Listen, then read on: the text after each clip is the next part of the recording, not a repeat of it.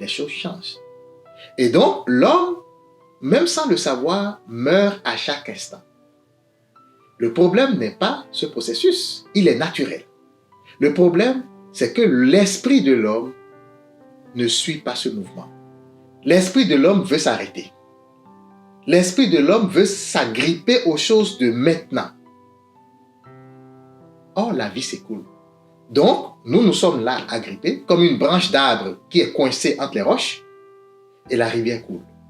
Si la vie est comparable à la rivière qui coule, nous sommes comparables à la branche qui est coincée entre les roches. Qu'est-ce qui va arriver? Nous résistons au courant de la vie. L'arbre qui est coincé entre les rochers résiste au courant du fleuve. Imaginez un instant, qu'est-ce qui arrive quelques semaines, quelques mois, quelques années? C'est la décrépitude.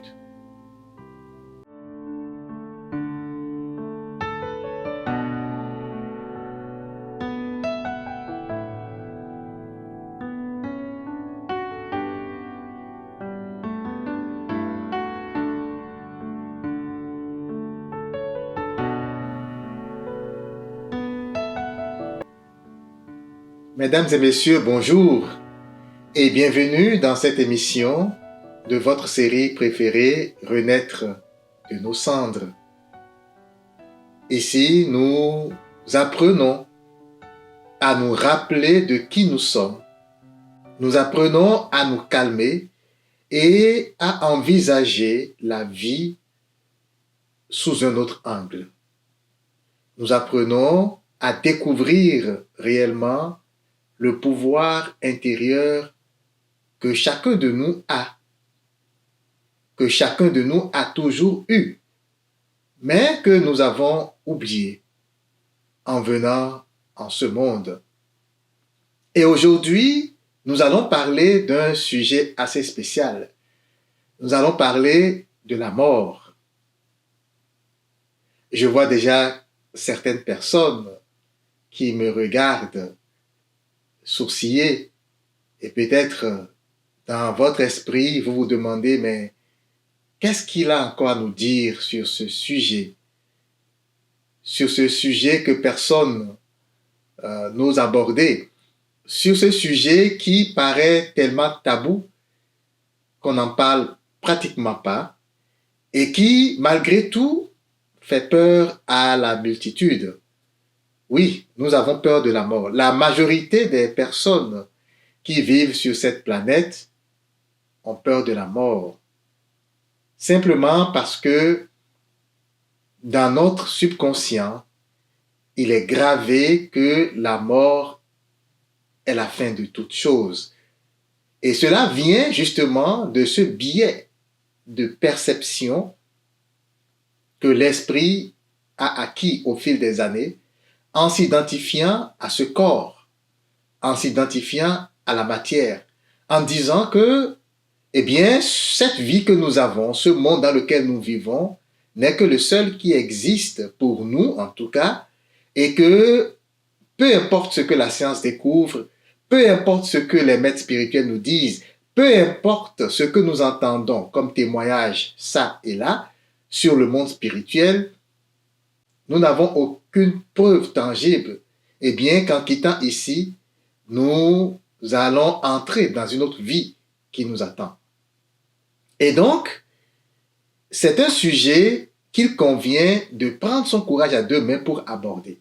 Vous savez, la vie et la mort sont les deux facettes d'une même réalité. En vérité, c'est ça. D'accord? La vie et la mort ne sont pas dissociables. C'est comme pile et face. Vous savez, une pièce de monnaie, nous avons pile et face. Et donc, ce sont les deux faces d'une même réalité. Un peu comme beaucoup de choses ici-bas, beaucoup de réalités dans notre monde, la lumière et l'obscurité, le bien et le mal, etc. Donc, qu'est-ce que cela signifie? Si on dit que la vie et la mort sont les deux facettes d'une même réalité, cela veut dire que ces deux facettes sont interreliées. En clair, on ne peut pas vivre décemment sans aimer l'autre facette qu'est la mort. Et de la même façon, on ne peut pas mourir correctement sans aimer l'autre facette qu'est la vie. Les deux sont interliés. Un exemple tout simple, si tu as peur de la mort, eh bien, tu vas passer toute ta vie à avoir peur de la mort. D'où ma question pour toi. As-tu peur de la mort? Comme je viens de le dire, beaucoup de gens ont peur de la mort. Donc, si tu as peur de la mort, tu ne serais certainement pas la seule personne sur cette planète, loin de là. Il n'y a peut-être que quelques personnes qui, entre-temps, à une certaine période de leur vie, ont fait certaines expériences qu'on appelle particulières. Soit ils sont entrés dans le coma, ils ont fait une incursion dans le monde spirituel, ils ont eu des rêves, ils ont eu des révélations. Peu importe. Leur expérience leur a donné cette force, ou cette clairvoyance, ou ce courage, ou cette lumière.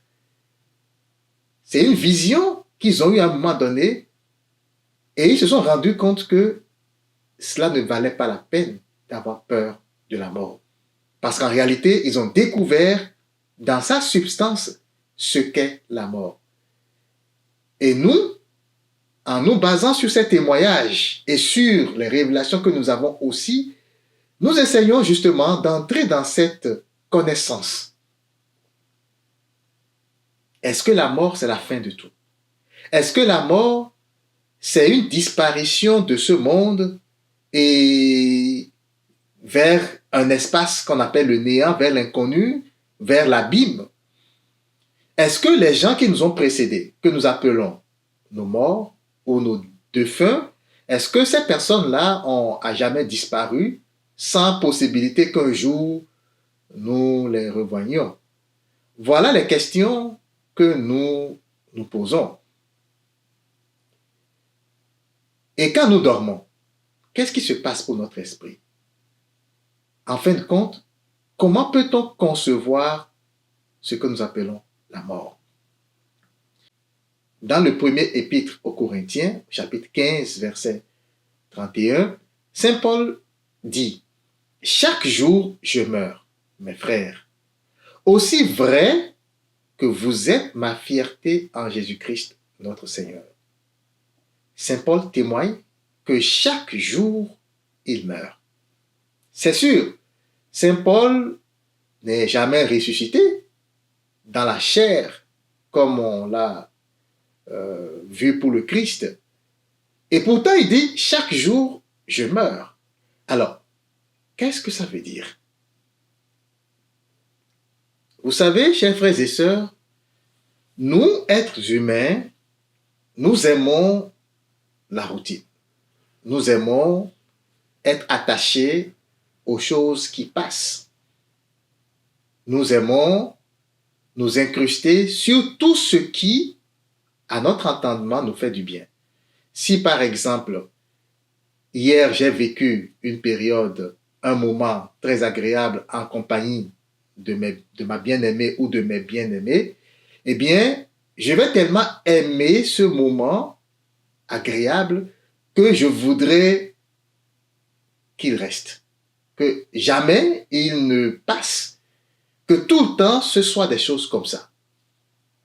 Si par exemple, aujourd'hui, j'ai gagné à la loterie, que ça m'a donné tellement de joie, ben je voudrais que cela continue. Ce qui s'est passé d'une certaine façon aujourd'hui, ben je veux, quand ça m'apporte de la joie, que ça continue ou que ça revienne tout le temps. Et ce qui s'est mal passé, entre guillemets, c'est-à-dire ce qui m'a donné de la peine ou ce qui m'a fait souffrir, eh bien, je ne voudrais plus jamais que cela se reproduise. De là, les comportements que nous voyons envers nos bourreaux ou nos prédateurs, on va dire, des gens qui, à notre entendement, nous font souffrir et qui nous plongent justement dans de telles émotions, des émotions de dépression, de haine, de colère. C'est des choses que l'esprit n'aime pas. C'est des choses que l'âme n'aime pas. Et donc, nous allons commencer à mettre en œuvre des processus pour que ces choses ne se reproduisent plus. Et on fait tout pour que les personnes qui nous ont insultés ou qui nous ont trahis à un moment donné ne le fassent plus jamais. On va les menacer, on va peut-être même chercher à les supprimer. Et qu'est-ce qui amène ça? C'est la peur. La peur de quoi? La peur de souffrir, la peur d'avoir des douleurs. Mais est-ce que ça marche, chers frères et sœurs? Si même nous mettons en place des processus, nous nous battons de toutes nos forces pour que ce qui nous a fait souffrir il y a quelques jours ne revienne plus jamais, est-ce que ça marche? Si même en apparence, la personne ayant peur de nos menaces, par exemple, ne met plus en branle ce même comportement, mais à quel prix nous y arrivons? L'homme s'engouffre dans les problèmes, chers frères et sœurs. On s'engouffre dans les souffrances. Pourquoi? Parce que nous ne comprenons pas. L'ignorance, doublée de nos croyances et conditionnements, eh bien, nous plonge dans des zones de méconnaissance critique, on peut dire comme ça. Parce que la réalité, nous avons peur de la mort. Donc, nous ne voulons pas mourir et nous ne voulons pas que nos proches meurent. Mais c'est juste de la peur. Imaginons un seul instant que toutes les personnes qui à un moment donné ont vécu sur cette planète soient toujours là en vie. Imaginons un instant que toutes les choses que nous avons possédées dans notre vie à un moment donné, donc depuis que nous avons commencé à acheter des choses que nous appelons nôtres, donc nos possessions, imaginons que toutes les voitures que nous avons achetées, toutes les maisons, tous les objets, les jouets des enfants, tout ce que nous avons acheté, à un moment donné, soit toujours là avec nous aujourd'hui. Où est-ce que nous allons les garder? Imaginons que les copains, les copines, les amants, les amantes, imaginons que tous ceux qui nous ont côtoyés à un moment donné soient toujours avec nous aujourd'hui. Est-ce que vous pensez que la vie serait aussi agréable qu'on le pense dans notre perception des choses? Chers amis, le Christ avait amené cette connaissance secrète déjà dans le monde. Vous savez, il a tout fait pour expliquer que pour vivre heureux, il fallait déjà accepter de mourir chaque jour. Tout ce qu'il a fait dans sa mission n'était que pour montrer que la vie ne peut être vécue correctement comme on le sent. Le royaume des cieux ne peut être obtenu que si on meurt. Mais est-ce que les disciples ont compris? Est-ce qu'aujourd'hui, nous qui sommes témoins de cette connaissance secrète, de cette vérité, est-ce que nous comprenons plus? Voilà la question qu'il convient de se poser. Le Christ a dit, il faut naître d'eau et d'esprit pour entrer dans le royaume de Dieu. Et je l'explique à chaque instant. Ce qu'on appelle le royaume de Dieu, c'est ce bonheur, cette paix, cette joie que tout le monde recherche. Le paradis sur terre, c'est ce qu'on appelle le royaume de Dieu. Évidemment, lorsque ton esprit, à un moment donné, est parvenu à entrer dans un certain état, est parvenu à obtenir, à avoir un certain niveau de conscience, justement, l'esprit a acquis ce niveau de conscience. L'esprit ne va pas reculer. L'eau du fleuve va toujours de l'avant. La vie va toujours de l'avant.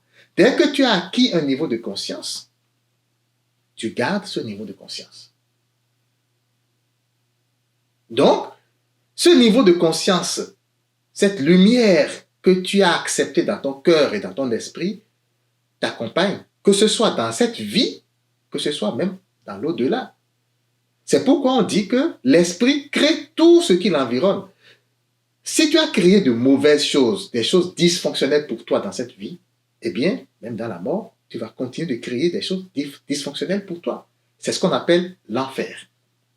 L'enfer, ce n'est pas un endroit physique ou un endroit où on brûle dans le feu éternel comme on l'entend assez souvent. Non. L'esprit se crée le paradis ou l'enfer. L'esprit crée son propre paradis ou son propre enfer. Que ce soit dans ce monde, que ce soit dans le monde spirituel, dans le monde de l'au-delà. Voilà la réalité. Alors, il convient de comprendre le mécanisme. Comment ça se passe, la vie que nous menons ici? Parce que si nous avons peur, c'est littéralement parce que notre esprit n'arrive pas à percer le mystère, n'est-ce pas? Si aujourd'hui tout le monde a peur de la mort, n'est-ce pas par pure ignorance? Nous avons peur de quoi? De l'inconnu, parce que nous ne savons pas d'où nous venons et nous ne savons pas où nous allons. Nous ne savons même pas la vie que nous vivons ici, en quoi ça consiste. D'où cette quête perpétuelle de se connaître, de savoir qui l'on est réellement. Alors, ce qu'il faut savoir ici, chers frères et sœurs, c'est que notre esprit vit chaque instant, un instant à la fois. Vous savez, c'est l'esprit qui fait vivre le corps, qui fait bouger le corps, on va dire. Mais le corps a ses propres désirs. Le corps a sa propre intelligence, on peut dire, dirigé par le cerveau avec tout ce qui est réalité de circulation sanguine, respiration et tout ça. Mais l'esprit agit dans le corps. L'esprit est garant de l'énergie, d'une partie quand même de l'énergie, parce qu'il y a une autre partie qui est apportée par la nourriture, avec tout ce qui est physique. Et donc, le corps et l'esprit se transportent d'instant en instant. L'âme vit un seul instant. L'âme est dans le présent intemporel. D'accord? L'âme est dans un espace où c'est en même temps le début et la fin. Donc, l'âme est tellement élevée que de là où elle est, eh bien, il n'y a pas de temps, il n'y a pas de temps, il n'y a pas d'instant en instant. C'est un seul instant. Mais dans la perception de l'esprit qui descend dans ce bas monde, la vie est divisée en instants. Même s'il y a un seul présent, même s'il y a un seul instant, la perception du mental, c'est instant en instant. Cela veut dire que pendant que je vous parle, depuis que je vous parle, il y a déjà eu plusieurs instants découlés. Donc, on se transporte d'instant en instant. Mais lorsqu'on prend un instant donné, tout ce que nous avons pour vivre cet instant nous sont donnés. Réfléchissez un instant.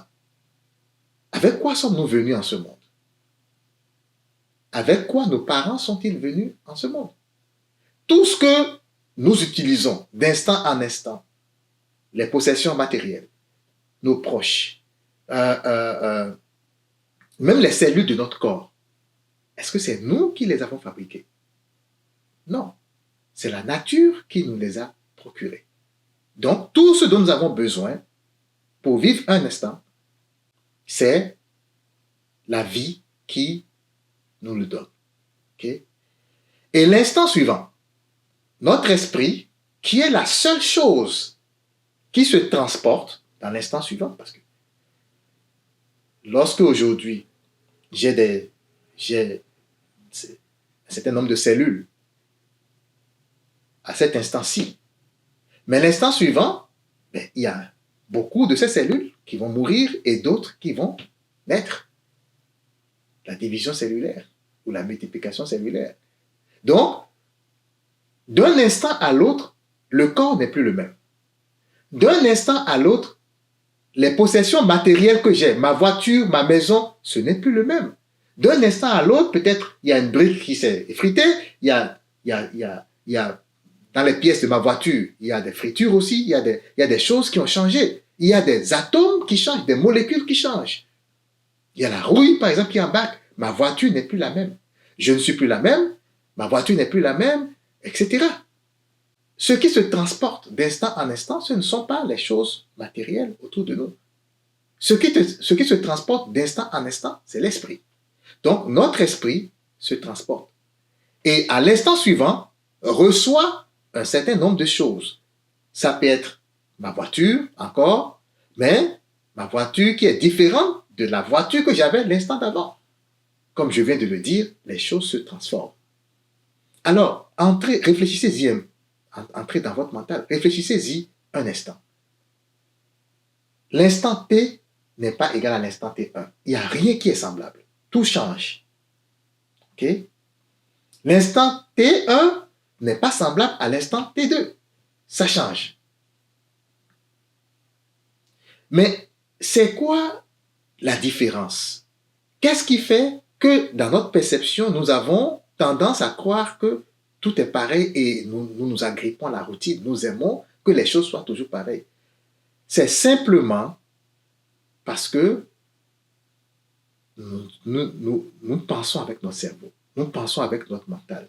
Nous nous incrustons et nous nous identifions à toutes ces choses et nous pensons que l'esprit travaille de la même manière. Mais est-ce le cas? Non. L'homme s'attache et s'agrippe aux choses et veut que la voiture qui a une certaine couleur, une certaine brillance à l'instant T, ait la même brillance à l'instant T plus 1. Mais il y a quelque chose qu'on appelle l'amortissement. Si j'achète une voiture aujourd'hui qui est neuve, brillante, pimpante, comme on dit, dans une journée, je n'ai plus la même clarté. Même si dans mes yeux ou dans ma perception, je vois que c'est toujours neuf, mais ça a déjà changé. Il y a déjà une petite couche de vieillissement qui s'est ajoutée. Mais je ne le perçois pas en ce moment. Je ne le percevrai que plusieurs jours plus tard, plusieurs mois plus tard. Ah, ma voiture n'est plus aussi neuve qu'au premier jour. Ces petits changements, nous ne le percevons pas. Et nous nous agrippons aux choses. Nous voulons que ce soit pareil, pareil, pareil. Par exemple, j'ai acheté ma voiture. À l'instant T, elle est neuve, dépourvue de toute rayure. Mais voilà un enfant qui passe et qui vient rayer ma voiture. À l'instant T plus 1, quand je découvre, ma voiture vient d'avoir une rayure. Je vais me fâcher. Je vais me mettre en boule parce que je suis attaché à l'état de ma voiture à l'instant T-1. Et à l'instant ci, je ne conçois pas que cette voiture